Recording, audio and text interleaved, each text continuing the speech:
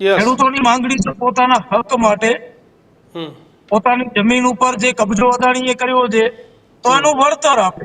કે લોકો હવે જાગૃત થઈ ગયા છે, સમજે છે કે આ મારી માલિકીની જમીન. અને અદાણી પ્રત્યે તમને એક નેગેટિવ પ્રચાર થઈ રહ્યો છે. હવે અદાણી શું શીખી ગઈ છે કે પોલીસને આગળ કરી દો. બધા એમ કહે છે કે વીજળી એ સેવાનું કામ છે, તો આ સેવા નથી, આ ધંધાનું કામ છે. આ જે ખેડૂતો વિરોધ પ્રદર્શન કરી રહ્યા છે એમના મોઢામાંથી એક જ શબ્દ નીકળે છે કે અમને અદાણી લૂંટે છે. જે જમીન બિનખેતી જ ના થઈ શકે એમ, એ જમીનની કિંમત ઘટવાની જ છે. તો એવું કહી દે જમીનનું સ્વામિત્વ મારું રહેશે, પોલની અંદર તમારી જે જમીન છે એમાં પોલ તમારો, હું ભાડે આપું. કે હું તપાસ કરીશ, જોઈશ, તપાસ કરીશ, જોઈશ, તપાસ કરીશ. એટલામાં કેવું 24 તારીખ સુધી મેં તપાસ કરી લ્યો. તો કંપનીને પૈસા દેવાના છે, સરકારના ખિસ્સામાંથી નથી જતા. એમ કહે છે કાયદામાં રહેશો તો ફાયદામાં રહેશો. તો આ કંપનીઓને કેમ નથી કહેતા કાયદામાં રહેશો તો ફાયદામાં રહેશો? લડત લડીએ તો અંત આવે, ઘરે બેસી જઈએ તો અંત ના આવે. ઘરમાં ઘૂસીને સવારના 6 વાગ્યામાં ઉપાડી લીધા, આ પોલીસની કામગીરી છે? પણ મેં એમને વાત એ કરી કે 100 વર્ષના તમે ભાવ આપો, આ જંત્રી સંત્રીના ભાવ તમે છોડી દો. ભુજની જીકે જનરલ હોસ્પિટલ અદાણીને 99 વર્ષ માટે 1 રૂપિયો પણ આપ્યા વગર આપી દેવામાં આવતી હોય તો ખેડૂતોને 100 વર્ષના ભાવ અદાણી કેમ ન આપે? એમાં ખેડૂતોને જ્યારે આપવાની વાત આવે છે ત્યારે ચારેય કાયદાઓમાંથી સરકાર છટકી અને કંઈક નવી જ વાત લઈ અને પૈસા જંત્રીના ભાવે આપવાની વાત કરે છે.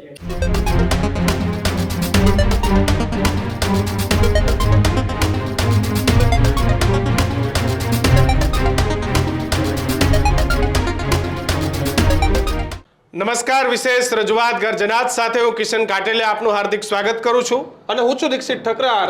આજના ગર્જનાતમાં વાત કરીશું કચ્છના ખેડૂતોના વિરોધની.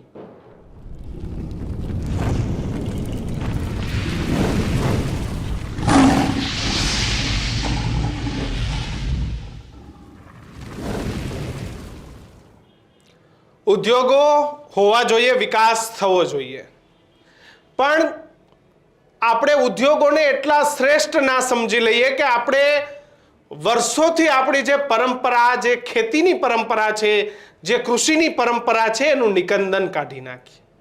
ઉદ્યોગપતિઓ સારું કામ કરે છે, નોકરીઓ આપે છે, મોટા મોટા ઇન્વેસ્ટમેન્ટ ગુજરાતની અંદર લાવે છે, જેનાથી એ જ ખેડૂતોની જમીનોના ભાવ પણ વધે છે, એ માનવું પડે. પણ ઉદ્યોગો એટલા પણ હાવી ના હોવા જોઈએ કે ગુજરાતના ખેડૂતોએ એ ઉદ્યોગોની સામે આંદોલન કરવા પડે. ઉદ્યોગ એવો હોવો જોઈએ કે હા, કોઈ બંજર જમીનો છે, ત્યાં બીજું કંઈ થઈ શકે એમ નથી, એ ખેડૂતો ખેતી નથી કરી શકતા અને એ રાજી ખુશીથી એવું કહે છે કે અહીંયા ઉદ્યોગો લાવો તો કદાચ અમારી બંજર જમીન ઉપર કંઈક ઉદ્યોગ આવે ને અમને ફાયદો થાય. પણ ફળદ્રુપ જમીનો હોય ને જ્યાં ખેડૂત પોતે તૈયાર નથી અને એમ છતાં પણ ઉદ્યોગપતિઓ એને ત્યાં ઉદ્યોગ નાખવા છે અને ખેતીનું નિકંદન કાઢવું છે, તો એની સામે ગુજરાતના ખેડૂતો દીક્ષિત અવાજ તો ઉઠાવવાના છે. એની માં છે ધરતી, એની અને ધરતી અને જમીન એ છે કે જેને એની 50-100 પેઢીને તારીને અહીંયા સુધી પહોંચાડ્યા છે, એ માને કેવી રીતે જતી કરે ભાઈ? એટલે આપણો દેશ ખેતી પ્રધાન દેશ કહેવામાં આવે છે. એ એમને ખેતી પ્રધાન દેશ નથી કહેવાતો. વર્ષોથી ભારત સોને કી ચિડિયા, ખેતી પ્રધાન એટલે કે કઈ પ્રધાન ત્યાં કોઈ નથી બેસાડવામાં આવતા ખેતીમાં, પણ કહેવાય જ છે કે આપણો દેશ એક ખેતી પ્રધાન દેશ છે. પણ ખેડૂતોની હાલત શું છે? મગફળીના ભાવ આજથી 5 વર્ષ ટેકાના કેટલા હતા ને આજે શું છે? સોનાના ભાવ આજથી 5 વર્ષ પહેલા કેટલા હતા ને આજે ક્યાં છે? તો આ આખી એક ઘટનાક્રમ છે. અને અમારા સૌરાષ્ટ્રમાં તો કહેવત છે કે ભાઈ 1 તોલા સોનાનો ભાવ હોય ને એટલું એક મધ્યમ વર્ગના પરિવારનું બજેટ હોય. આજે 1.25 લાખ 1.5 લાખ સોનાનો ભાવ પહોંચવા આવ્યો તો એટલું બજેટ હવે મધ્યમ વર્ગના પરિવારનું નથી રહ્યું. બિલકુલ. અને એમાં ખેડૂતોનું ખાસ, કારણ કે 5 વર્ષ પહેલા એ ખાંડિયા જ ભાવ મગફળીનો મળતો અને આજે એ જ પ્રકારની સ્થિતિ છે. અમે ઓફ ટ્રેક થોડાક જઈ રહ્યા છે, પરંતુ અમે પૂર્વ ભૂમિકા એ બાંધી રહ્યા છે કે છેલ્લા ઘણા બધા સમયથી કચ્છમાં ખેડૂતો વિરોધ કરી રહ્યા છે. અદાણી કંપનીની કાંઈક કોઈ પણ કંપની હોય, આમાં અદાણી છે, અદાણી કંપનીની કાંઈક વીજ લાઈન જઈ રહી છે, વીજ લાઈનના કારણે.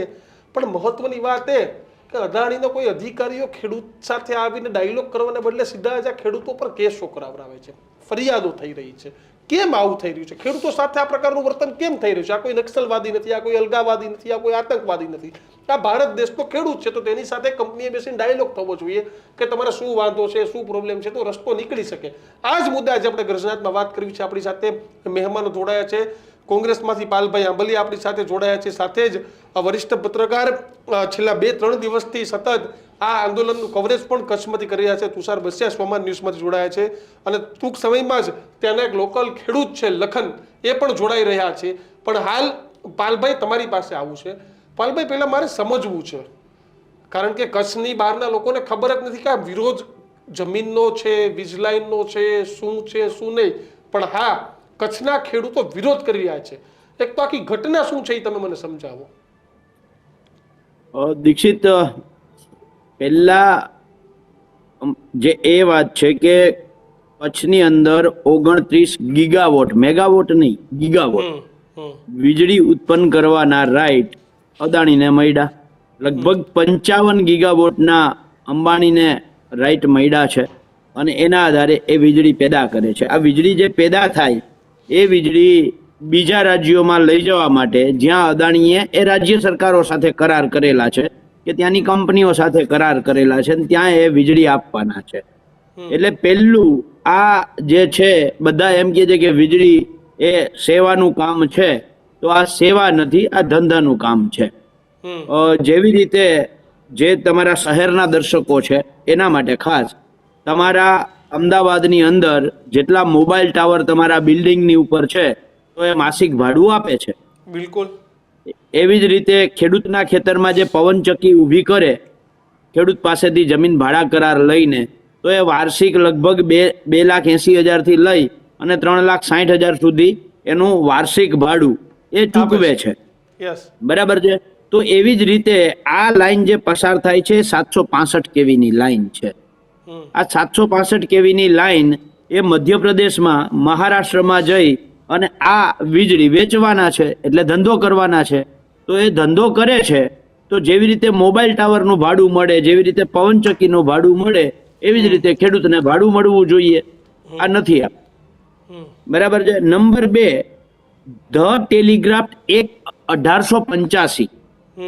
ત્યારે 1885માં ધ ટેલિગ્રાફ એક્ટ બન્યો હતો અને એ જે એક્ટ હતો એ સિંગલ પોલ હતો અને એનો ડાયા જે છે એ વધીને 1.5 થી 2 ફૂટનો હતો.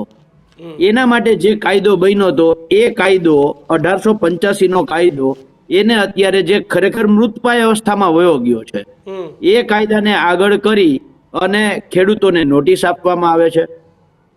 2003ના ઇલેક્ટ્રિસિટી એક્ટને આગળ કરવામાં આવે છે. 2017ના રાજ્ય સરકારના પરિપત્રને, 2021ના રાજ્ય સરકારના પરિપત્રને, 2023ના રાજ્ય સરકારના પરિપત્રને આગળ કરવામાં. પણ આ બધા જ પરિપત્ર કે કાયદાઓમાં જે કલમ કંપનીને ઉપયોગી થાય એમ છે ને, એ કલમનો એ કાયદામાંથી ઉપયોગ થાય. એ શું કલમ છે પાલભાઈ?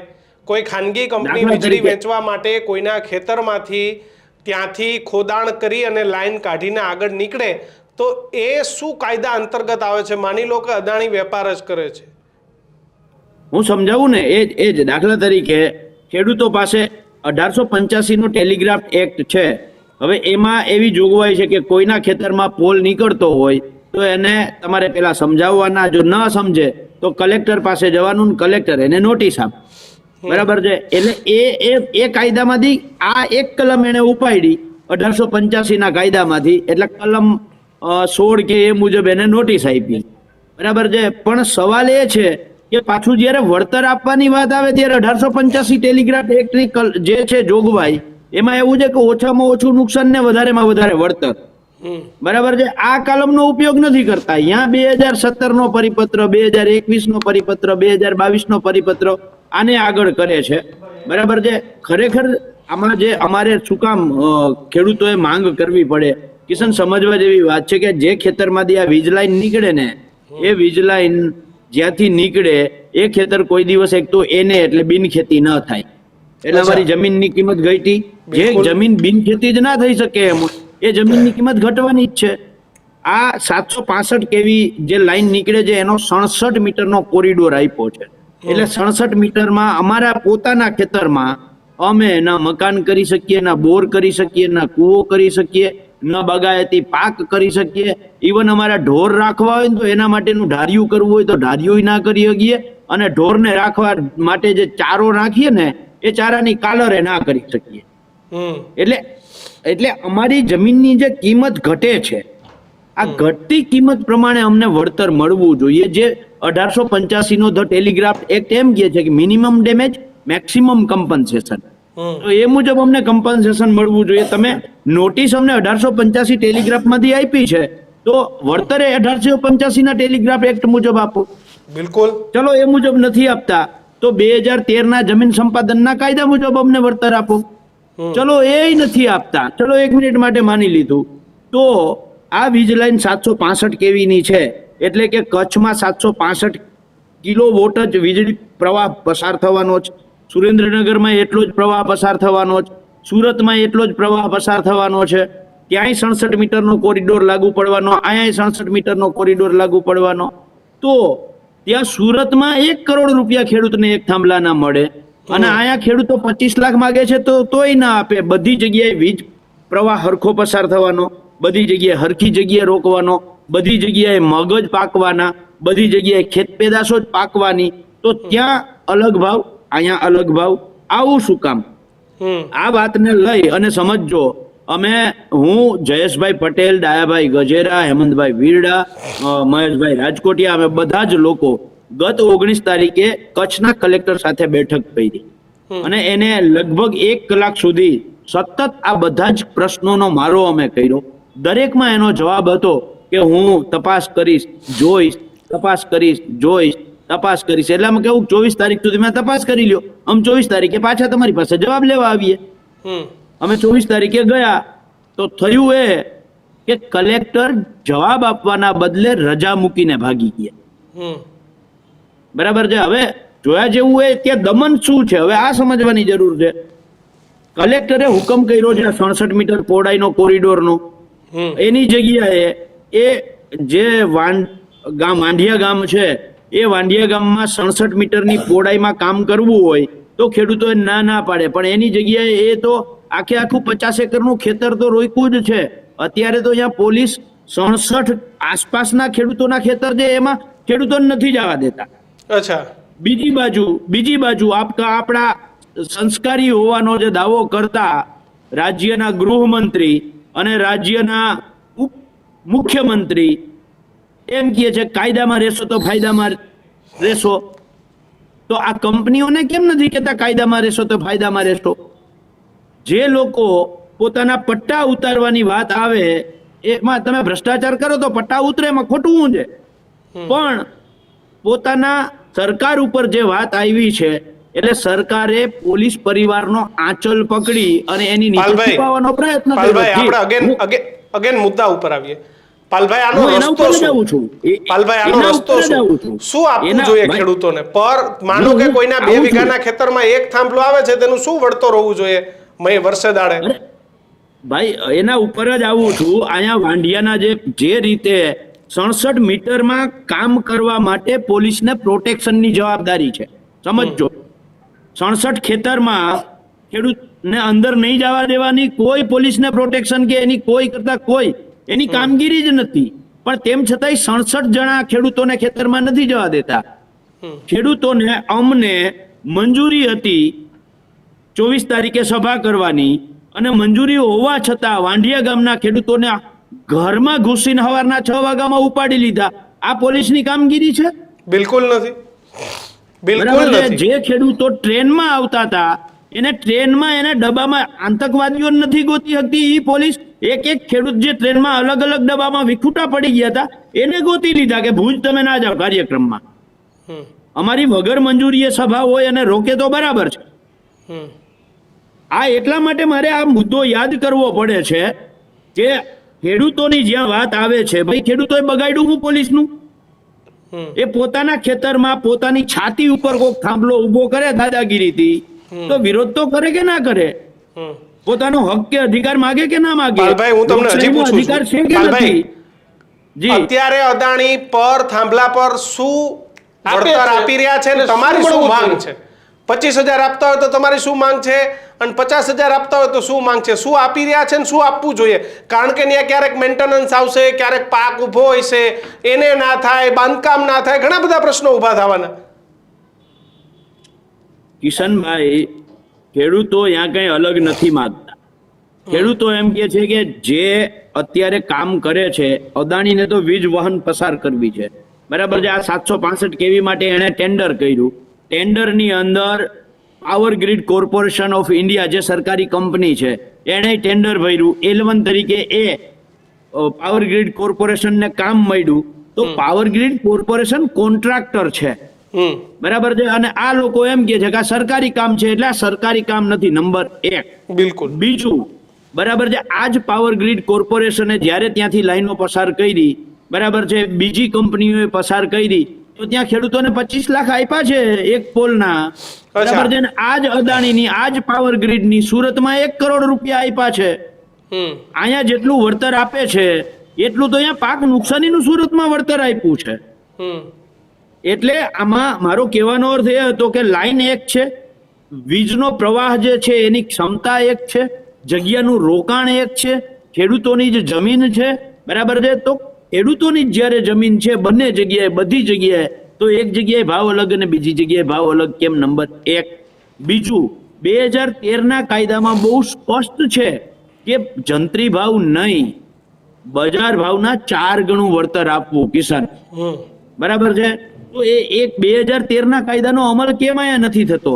ચલો એ નથી કરતા તો કેન્દ્ર સરકારની એસઓપી છે, આ એસઓપી ની અંદર બહુ સ્પષ્ટ લખ્યું છે કે એ આ કલેક્ટરે છે ને 2 વેલ્યુઅર કમિટી નિમવાની, એક કંપની તરફથી વેલ્યુઅર કમિટી અને એક ખેડૂત તરફથી વેલ્યુઅર કમિટી, બરાબર છે. આ બંનેના ભાવની અંદર જો 20%થી વધારે તફાવત આવે તો એની સરેરાશ એવરેજ કાઢવાની છે. બિલકુલ. અને એટલે પાલભાઈ, મૂળ મુદ્દો એ છે કે ભાઈ તમે જે વળતર સુરતમાં આપો છો એ જ વળતર કચ્છના ખેડૂતને મળવું જોઈએ. કિશન, મારી વાત પૂરી જ કરું છું. મૂળ મુદ્દો એ છે કે કાં તમે કોઈ એક કાયદાને પકડો, 1885 નો કાયદો પકડો તો એ મુજબ વળતર આપો, 2013 નો કાયદો પકડો તો એ મુજબ વળતર આપો, તમે એસઓપી ને પકડી તો એ મુજબ વળતર આપો, તમે 2025ના પરિપત્રને પકડો તો એ મુજબ વળતર આપો. તમે એકેમાંથી એકે મુજબ વળતર નથી આપતા. જ્યાં ખેડૂત તરફી વાત આવે ત્યાં એક પણ કાયદાનો અમલ નથી થતો, અને જ્યાં કંપનીની ફેવરની જે કોલમ છે એને ઉપાડીને તમે અમલ કરો છો. બહુ સ્પષ્ટ છે. અમે ગુજરાત કિસાન સંઘર્ષ સમિતિના માધ્યમથી અત્યારે એક જ માંગ કરીએ છીએ કે ક્યાંય પણ 765 કેવીનો પોલ હોય તો 2 કરોડ ઓછામાં ઓછા એક પોલના વન ટાઈમ સેટલમેન્ટના ખેડૂતોને આપી દેવા. બિલકુલ. તુષારભાઈ, તમે રિપોર્ટિંગ કર્યું, શું જોયું? ખેડૂતોનું નુકસાન ક્યાં દેખાઈ રહ્યું છે તમામ તબક્કે તમને? પહેલા તો અહીંયા શું જોયું તો જે કે ગામમાં તમે જાઓ છો જ્યાં જ્યાં વીજળીના પોલ નીકળે છે ને અદાણી સિવાય કોઈ આક્ષેપ નથી થતા. આનાથી વધારે શરમજનક વાત સરકાર માટે પણ ન હોઈ શકે, આનાથી વધારે શરમજનક વાત જે છે એ તંત્ર માટે પણ ન હોઈ શકે.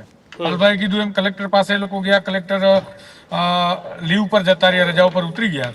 એ લોકો એવું કહેતા હતા કે અમે જવાબ લેવા આવ્યા છીએ, કારણ કે 19 તારીખે ગયા ત્યારે એવું કીધું હતું કે તમે આવો એટલે અમે તમને જવાબ આપીશું, તો સમય આપો.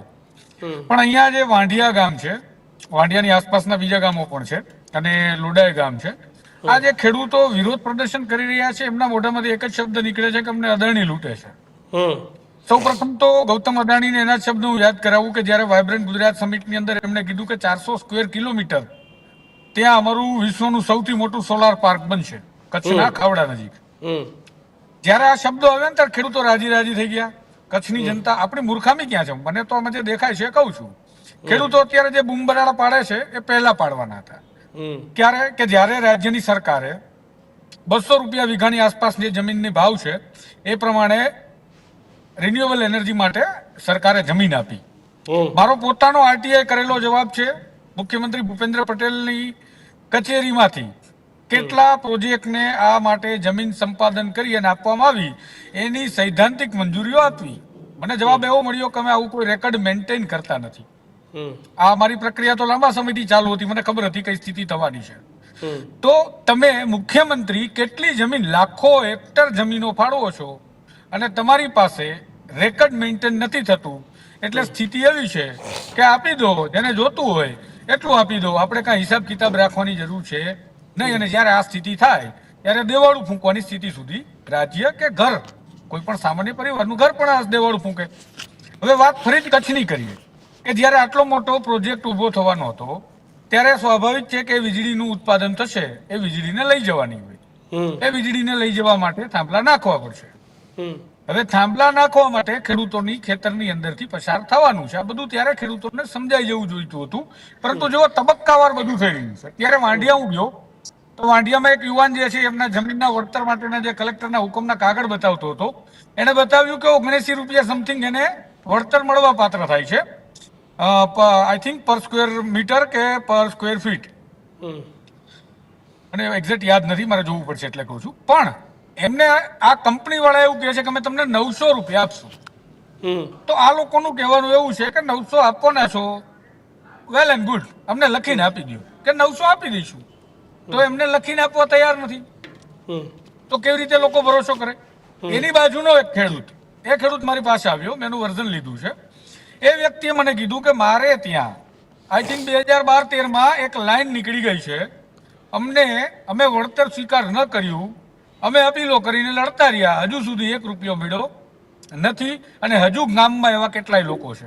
પાલભાઈ કીધું એમ કે પહેલા તો જ્યારે તમારો આટલો મોટો હાઈ ટેન્શન લાઈનનો વીજળીનો પોલ આવે એટલે ત્યાં બીજો કોઈ પાક, તમે જે કોરિડોર કહેવાય, જે કોરિડોર આખો અહીંયાથી આપણે બનાવ્યો એમાં કંઈ કરી નથી શકતા. બીજું તમે ત્યાં એને કરાવવા જશો તો તરત આ તાર નડવાના વચ્ચેના. તો જ્યારે અદાણી કે કોઈ પણ કંપની ઉદ્યોગ કરવા માટે, ધંધો કરવા માટે કરે, એ ભાડા ઉપર કરવું જોઈએ. ખેડૂતોને લાઈફ ટાઈમ આપો, એગ્રીમેન્ટ કરો બિલકુલ કે ભાઈ તમે જે છે તમારી જે જમીન છે એનું સ્વામિત્વ તમારું રહેશે, આપણે માત્ર ભાડે આપીએ છીએ જમીન. અથવા તો તમારે લાઈફ ટાઈમ સેટલમેન્ટ કરવું છે તો બીજો ઓપ્શન છે, જેમ પાલભાઈ કીધું એમ કે 2 કરોડ 5 કરોડ 10 કરોડ કે 100 કરોડ, જેની જેવી જમીન, જેને જે ફાવે એની જોડે કંપની નેગોશિએશન, જેમ આપણે હાઈવે કાઢીએ ત્યારે નેગોશિએશન, સેટલમેન્ટ કમિટી, આ બધું કરીએ છીએ ને આપણે. સેટલમેન્ટ કરવા નીકળીએ તો ભાવતાલ કેવી રીતે નક્કી કરીએ છીએ, એ રીતે કરો. ખેડૂતને બેમાંથી જે ઓપ્શન મજા આવે, માની લો કોઈ ખેડૂતની જમીન સસ્તી છે અત્યારની સ્થિતિમાં, અથવા તો એને વેચવી નથી, તો એવું કહી દે જમીનનું સ્વામિત્વ મારું રહેશે, પોલની અંદર તમારી જે જમીન છે એમાં પોલ તમારો, હું ભાડે આપું. એક રસ્તો આ થઈ શકે. બીજો રસ્તો કે જે ગ્રીડ જશે, લાઈન જે જશે, એ લાઈન જેટલી પસાર થાય છે એમાં તમે સ્ક્વેર મીટર પ્રમાણે ભાવ આપો છો કે ભાઈ કેટલા મીટરની લાંબી લાઈન ગઈ. ઠીક છે, હવે લાંબી લાઈન ભાઈ તમારી પસાર થાય છે તો એમાં તમારે જે કોરિડોર છે વેચાતો આપી દેવો છે કે એ પણ ભાડે આપવો છે? 2 નંબરની વાત. જેમ પાલભાઈ કીધું એમ કે 65 મીટરના કોરિડોરની અંદર વચ્ચે 10 ખેતર આવતા હોય, એ ખેતરનો ખેડૂત છે એની જમીન નથી જતી આ ટાવર માટે, એની જમીન નથી જતી એ કોરિડોરના કોઈ રસ્તા માટે, છતાં પણ અત્યારે કામ કરવા જાય છે તો એને જમીનને માર્ગ તરીકે ઉપયોગ કરવામાં આવે. હવે ઓલો ખેડૂત જે છે એ કેવી રીતે ખેતી કરે? તો એ સ્થિતિમાં એ ખેડૂતને પૂછવું જોઈએ કંપનીઓએ કે તમારી જમીન જે છે ત્યાં અમારે 50 મીટરની વાઇડનિંગમાં આટલા તમારા જમીનનો જે સ્ક્વેર મીટર છે એ જગ્યા અમારે ભાડા પર જોઈએ છીએ, અમારે અહીંયા ટાવર બનાવવો છે, અને ટાવર માટે તમારી જમીનનો રસ્તો ઉપયોગ કરવો છે, અમારે ટ્રક લઈ જવા, મશીન લઈ જવા, માલ સામાન લઈ જાવો, તો એના માટે અમે તમને ભાડું ચૂકવીએ અને એના માટેનું એગ્રીમેન્ટ કરીએ. આપણા ઘરની અંદરથી આપણે રસ્તા પસાર થતા હોય તો આપણે કંઈક તો લઈએ કે ન લઈએ? ટોલ નાકા ઉપર અને બીજું તુષારભાઈ આમાં એવું છે કે ક્યારેક તમે માની લો કે ભારે પવનના કારણે કોઈ વાયર તૂટી ગયો, એનું મેન્ટેનન્સ આવ્યું, તો ફરી ખેડૂતોના ખેતરમાં પાક ઉભાય છે, ત્યાંથી ખટારા નીકળવાના, ક્રેનો નીકળવાની, તો પછી ત્યારે તો કંઈ આપશે નહીં કોઈ. હા, ત્યારે ફરી એગ્રીમેન્ટ કરો. મૂળ ખેડૂતનો ઓપ્શન નથી, તમે સમજો. આખી સમસ્યા હું મૂળથી તમને સમજાવું અને સમાધાન પણ આપું. કાલે રાત્રે કચ્છના ખેડૂતો બધા સરસ મજાના ફટાકડા લઈ ભાજપના કાર્યાલયની બહાર ધુમાડો થાય એટલે ફટાકડા ફોડે. કરવાનું શું છે? ખેડૂતનો ઓપ્શન આપો. આમાં ખેડૂતનો વિકલ્પ શું? તમે નથી તો એને ભાવ નક્કી કરવા માટે કમિટી રાખ્યા ક્યાંય નથી, તો તમે એને કઈ પૂછ્યું તાર ભાઈ પોલ નાખવો દેવો, કેટલામ નાખવો દેવો, કેમ નાખવો દેવો? ત્રીજું કે તમારી મનગણત પોલિસીઓને આગળ ધરો છો એવું ખેડૂતો કહે છે, તો એ પોલિસીઓ તમે બનાવી છે એટલે કે સરકારે, લો મેકર કોણ છે? ધારાસભ્યો, સાંસદ સભ્યો જે લોકસભા કે વિધાનસભામાં બેઠા, એ લો મેકર છે શું કામ બનાવી છે? તો કે નાગરિકોના હિતાર્થે નહીં કે ઉદ્યોગપતિઓના. તો કંપનીને પૈસા દેવાના છે, સરકારના ખિસ્સામાંથી નથી જતા. તમે અદાણી કંપનીની પોતાની વેબસાઇટ ખોલીને જુઓ તો એ જે આ બધું ઊભું કરશે એને ઈ શું કહેશે? એસેટ. કંપનીની બે વસ્તુ હોય, એક એસેટ હોય, એક લાયબિલિટી, એટલે કે એની જવાબદારી શું છે અને એની મિલકત શું છે. તો આ એની મિલકતમાં ગણાશે, તો ખેડૂતોને પણ મિલકતમાં હિસ્સો મળવો જોઈએ. અદાણીએ એવું કહી દેવું જોઈએ કે ચાલો ભાગમાં આપણે મળીને ધંધો કરીએ. ત્રીજો ઓપ્શન આપું કે ભાઈ તમારે અત્યારે જમીન વેચવી નથી, તમારે એમને ભાડે નથી દેવી, તો આપણે ભાગીદાર બની જઈએ. શેરમાં આપણે ભાગીદાર બનીએ છીએ કે નહીં? પાનના ગલ્લે બેસીને પણ શેર આપણે અદાણીના ખરીદીએ છીએ, રિલાયન્સના ખરીદીએ છીએ. બધાને શેર આપતા જાવ તમે. એવું કરો કે ભાઈ 5000 શેર અત્યારથી તમને આપ્યા, કંપની નફો કરે એમાં તમારો નફો, અને અત્યારે જે તમારો પોલ ઉભો થાય છે ને પાકની જે નુકસાની થાય છે એ તમને પેટે. બીજું કે આજુબાજુમાં જેને ત્યાં કાંઈ લેવા દેવા નથી ને રસ્તા તરીકે ખેતર ખૂંદીએ છીએ એ લોકોને કહી દેવાનું ભાઈ રસ્તાનું ભાડું આપી દઈએ, ટોલ નાકું ચાલુ કરતા રહું, ફોર એન એક્ઝામ્પલ. તો એને ભાડું આપી દઈએ, સરળ રસ્તા છે. પણ ક્યાંક ને ક્યાંક માત્ર ને માત્ર જે સ્થિતિ હું નીચે જોઈને આવ્યો છું, આજે સવારે હું વાંઢિયા ગામ ગયો, આ કિસ્સો કહું તમને, હજી મેં સમાચાર નથી બતાવતા. વાંઢિયા ગામના ખેડૂતો સવારે 7 વાગ્યાના અમારી રાહ જોતા હતા, તમે આવો ને તો અમે વાડીએ જાય. એટલે મેં કીધું ભાઈ તમે વાડીએ જાવ ને, હું તો ગમે ત્યારે પહોંચું, તમારે શું લેવા દેવા? એટલે મને કે એવું નથી, અમે જાશું ને એટલે અમને તમને મળવા દઈ દઈએ, એ પેલા તો ઉઠાવી જાય. અમે કોણ? તો કે પોલીસ. અમે પહોંચ્યા એટલે ખેડૂતોય પહોંચ્યા, અમને જગ્યા ઉપર લઈ ગયા, એક જણાના ખેતરમાંથી બીજા જણાના ખેતરમાં, બીજામાંથી ત્રીજામાં. અમે ત્યાં બેઠા, અમે એમનું 1 to 1 કર્યું, ઇન્ટરવ્યુ કર્યું, એમના બાઇટ્સ લીધા, બધું જાણ્યું, સ્થિતિ જોઈ. એટલી વારમાં એ ખેડૂતોને ફોન આવી ગયો કે ગામમાં પોલીસના વાહનો આવી ગયા છે. આવી ગઈ પોલીસ. ઘટના સ્થળે જ્યાં હું ઊભો છું મારી હાજરીમાં પોલીસોની અટકાયત થઈ, ખેડૂતોની પોલીસે અટકાયત કરી. એ ખેડૂતોએ મને કીધું કે આજે 95મો દિવસ છે કે રોજ સવારે અમે ખેતરે આવીએ અને અહીંયા બેસીએ, આ લોકો કામ કરે એનો વિરોધ કરીએ, 10 મિનિટમાં પોલીસ આવી જાય. બિલકુલ તુષારભાઈ આપણી સાથે ત્યાંથી સખત લડત આપતા જે આગેવાન છે લખનભાઈ, એ પણ આપણી સાથે જોડાયા છે. લખનભાઈ, શું પરિસ્થિતિ આજે? તુષારભાઈ કે છે 95 દિવસથી એટલે લગભગ 3 મહિનાથી લડત ચાલુ છે, લાગે છે આનો અંત આવશે? લડત લડીએ તો અંત આવે, ઘરે બેસી જઈએ તો અંત ના આવે. કઈ રીતે આવશે? શું રસ્તો અને આ તો છે? ખેડૂતોની વાત યસ એક જ છે કે સામાજિક આગેવાનો અને જનતાના જનપ્રતિનિધિઓ જો આ વસ્તુમાં વધારે રસ લે તો ચોક્કસ કાલે જ એનું સમાધાન થઈ શકે એમ છે. અને મોટી કોઈ માંગણી નથી ખેડૂતોની. ખેડૂતોની માંગણી છે પોતાના હક માટે, પોતાની જમીન ઉપર જે કબજો અદાણીએ કર્યો છે તો એનું વળતર આપે, માંગણી એટલી જ છે.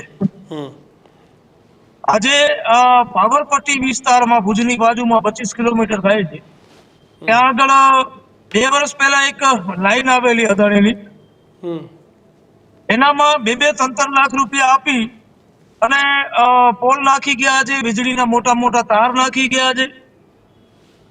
જ્યારે હાલ જે એક લાઈન આવી એનામાં મને એક મારા કુટુંબના ભાઈએ વાત કરી કે લખનભાઈ મારી જમીન આવી રીતે લાઈન આવવાની છે અને વીજપોલના થોડુંક કામ ચાલુ થયું, ફાઉન્ડેશનનું કામ થયું છે. હું ત્યાં કને ગયો, મળ્યો અને ઉપરની જાણકારી લીધી તો એવું છે કે જે વળતર ખેડૂતોને આ મળે છે એ વળતર એટલું નથી કે ભવિષ્યમાં, કારણ કે એક પોલ લાગે એટલે આજીવન ત્યાં આગળ રહેવાનું. યસ, મારી માંગ પણ એ છે કે 100 વર્ષના વળતર આપો આ લોકોને, ખેડૂતોને. બિલકુલ વળતર જંત્રી ભાવ આપે છે હમણાંના. આ જે પોલ છે એ તો 10 વર્ષ 20 વર્ષ કે 50 વર્ષ ત્યાં સુધી એ ખેતરમાં જ પડ્યું રહેશે. બિલકુલ. તો ભાવ આ મુદ્દાને લઈ અને એક જમીન માં ત્યાં આગળ કામ બંધ કરાવ્યું. હવે 8 એવા અલગ અલગ ખેડૂતો મારી સાથે ત્યાં આગળ જોડાણા છે અને છેલ્લા 1.5 મહિનાથી આ કામ બંધ કરાવીને બેઠા.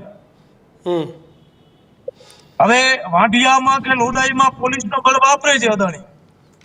અદાણીના લોકો મારી પાસે પણ આવ્યા હતા મળવા માટે, બેઠક કરવા માટે કે આટલા પૈસા થાય છે લખનભાઈ, અમે આટલા પૈસા ખેડૂતોને આપીએ છીએ.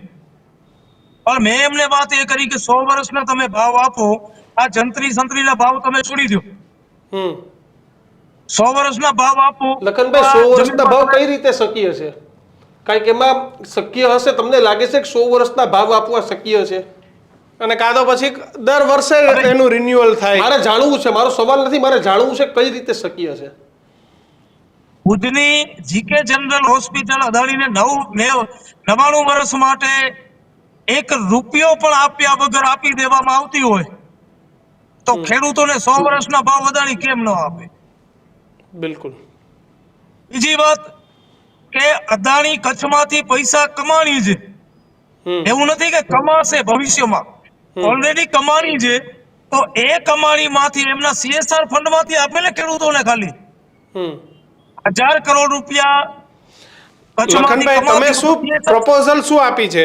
તમને અદાણીના કંપનીના માણસો મળ્યા, તમે શું પ્રપોઝલ આપી? કોઈના ખેતરમાં પોલ આવતો હોય તો શું પૈસા, અને કોઈના ખેતરમાંથી તાર નીકળતો હોય તો શું પૈસા? એનું લાઈફ ટાઈમ સેટલમેન્ટ માંગ્યું છે કે તમે શું શું ઓપ્શન કંપનીને આપ્યા છે જેથી કરીને આ ઇલેક્ટ્રિસિટી પણ ત્યાંથી જતી રહે ને ખેડૂતોનું પણ કામ થઈ જાય? લાઈફ ટાઈમ સેટલમેન્ટ જ હોય, કારણ કે 2 વર્ષ પહેલા જે પોલ આવ્યા છે એનામાં આજની તારીખમાં લોકોને પૈસા નથી મળ્યા. અચ્છા. મેનેજમેન્ટ લાઈન બદલે, એક લાઈન પૂરી થઈ ગઈ એટલે બીજી લાઈનમાં બદલાવી નાખ્યા, એટલે જૂના પૈસા પણ લોકોને નથી મળ્યા. એટલે અમારી માંગ તો પહેલી છે કે લાઈફ ટાઈમ સેટલમેન્ટ હોવું જોઈએ, જે થકી અત્યારે જે પેમેન્ટ ખેડૂતોને મળવાનું છે મળી રહે, પછી એમને 1 રૂપિયો પણ મળવાનો નથી. તમે જુઓ છો કે વાંઢિયામાં કે લોડાઈ ગામમાં ખેડૂતોને પોલીસને આગળ કરીને એમની પોતાની માલિકીની જમીનમાં જો એમને ઢસેડીને પોલીસ સ્ટેશન લઈ જતા હોય તો આ કામ પૂરું થઈ જશે તો ક્યાં વળતર મળશે? ત્યારે પણ પોલીસને આગળ કરવામાં આવશે. એટલે લાઈફ ટાઈમ સેટલમેન્ટ એક જ વખતમાં કરવામાં આવે, ન કે ભારે ઘડીએ, અથવા એવા એગ્રીમેન્ટ બનાવવામાં આવે 11 મહિનાના કે દર 11 મહિને ભાઈ તમને આ લાઈફ ટાઈમ આટલા રૂપિયા અમે આપશું. એમાં કલેક્ટરને વચમાં રાખી દે. હા, એટલે ટુકડા ટુકડા પૈસા મળતા રહે ને કંપની. લખનભાઈ, મારો છેલ્લો એક સવાલ, આ લાઈનનો રૂટ શું છે? તમે સમજો આ કચ્છમાંથી છે તો આને માની લો મધ્યપ્રદેશ પહોંચાડવાની છે, રાજસ્થાન કે મહારાષ્ટ્ર, જ્યાં બી પહોંચાડવા, તો આ તકલીફ તો કચ્છથી આગળ અન્ય જિલ્લામાં જવાની, ત્યાંથી અન્ય જિલ્લામાં જવાની, ત્યાંથી અન્ય જિલ્લામાં જવાની.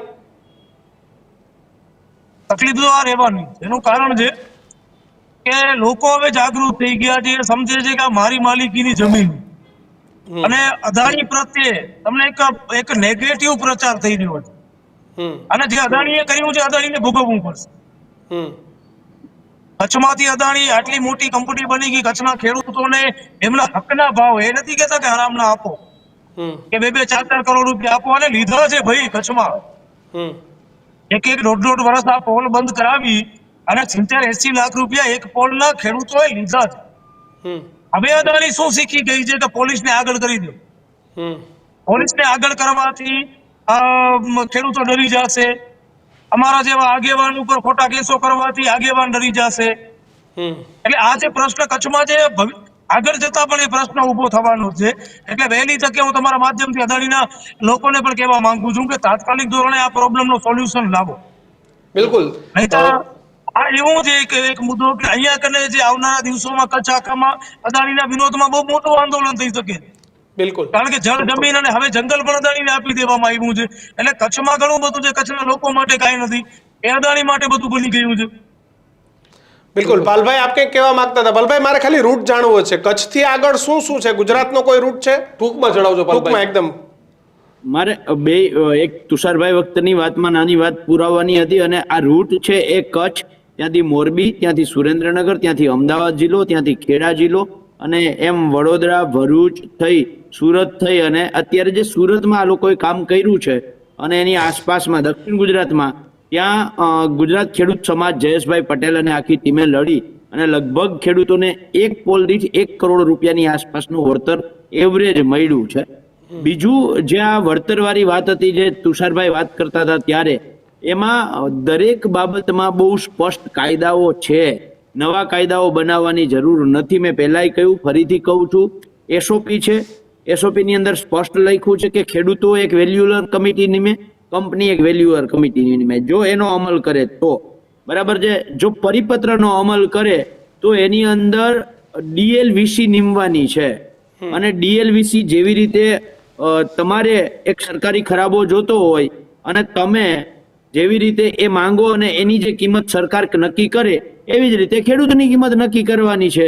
આ નથી થયું, એ નથી એસઓપી નો અમલ થયો, નથી ડીએલવીસી નો અમલ થયો, નથી 2003 જે ખેડૂતોને વળતર આપવા માટેની મિનિમમ ડેમેજ મેક્સિમમ કમ્પન્સેશન વાળી જે વાત છે એનો અમલ થયો કે ન ટેલિગ્રાફ એક્ટમાં. એટલે ચારે ચાર જે બાબતો છે એમાં ખેડૂતોને જ્યારે આપવાની વાત આવે છે ત્યારે ચારેય કાયદાઓમાંથી સરકાર છટકી અને કંઈક નવી જ વાત લઈ અને પૈસા જંત્રીના ભાવે આપવાની વાત કરે છે.